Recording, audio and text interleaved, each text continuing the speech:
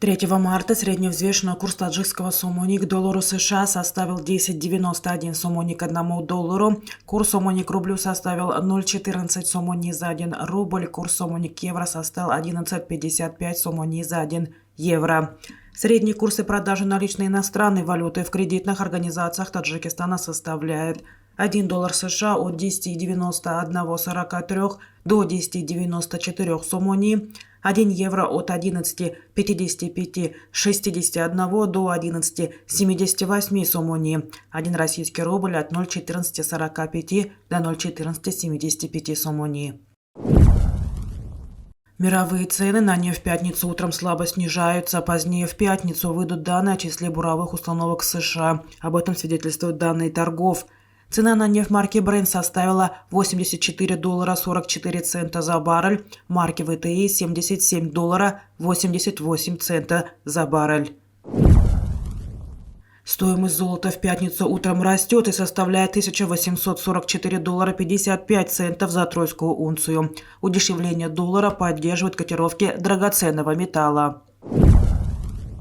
Главы правительств стран СНГ и Евразийского экономического союза летом соберутся на форум в Сочи. Об этом сообщил премьер-министр Российской Федерации Михаил Мишустин, выступая в четверг на 9-й конференции по межрегиональному сотрудничеству, деловое и инвестиционное партнерство России и Таджикистана в Душанбе, сообщает ТАСС.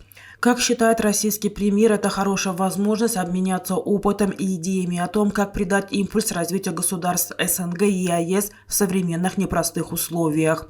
Мишустин предложил партнерам из Таджикистана активнее взаимодействовать с Евразийским экономическим союзом. По его словам, такое сотрудничество открывает новые возможности участия в востребованных проектах, которых на сегодняшний день немало.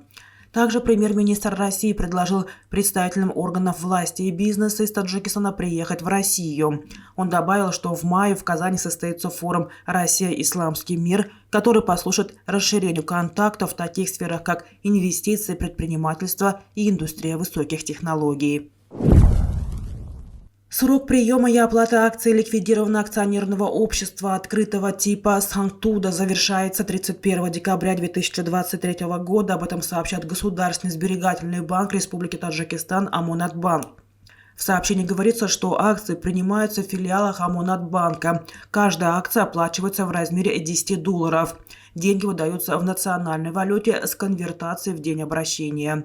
Процесс обратного выкупа акций АО «Т Санктуда» начался 13 мая 2019 года, срок которого первоначально был определен до конца 2021 года. Далее он был продлен до конца 2022 года.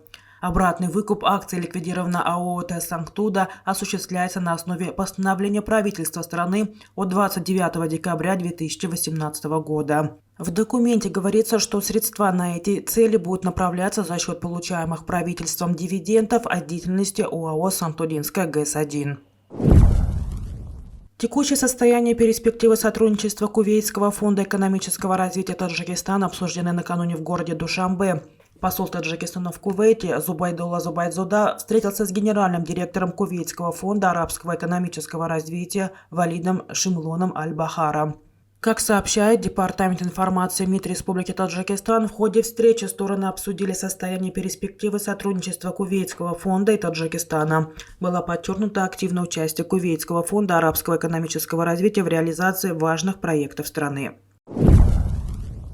Минпромторг Афганистана, представители российского бизнеса, инвесторы Ирана и специалистов из Пакистана заключили в начале февраля в Кабуле меморандум о намерениях по инфраструктурным проектам с общей капитализацией в $1 миллиард, который предполагает в том числе строительство угольной ТЭС, добычу полезных ископаемых и модернизацию газопровода в Герате. Об этом заявили РИА Новости в МИД России.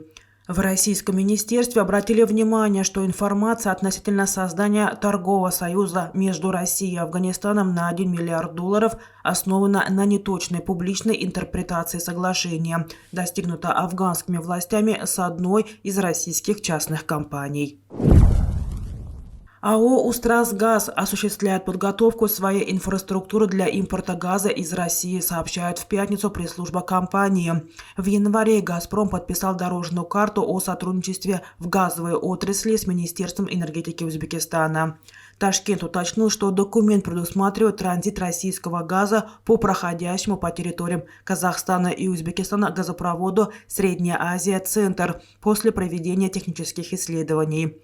Цель – сделать так, чтобы импортируемый из России объем природного газа не смешивался с объемами внутренней транспортировки. Таким образом, по каждому направлению будет организована отдельная транспортировка, говорится в сообщении в телеграм-канале Узтрансгаза.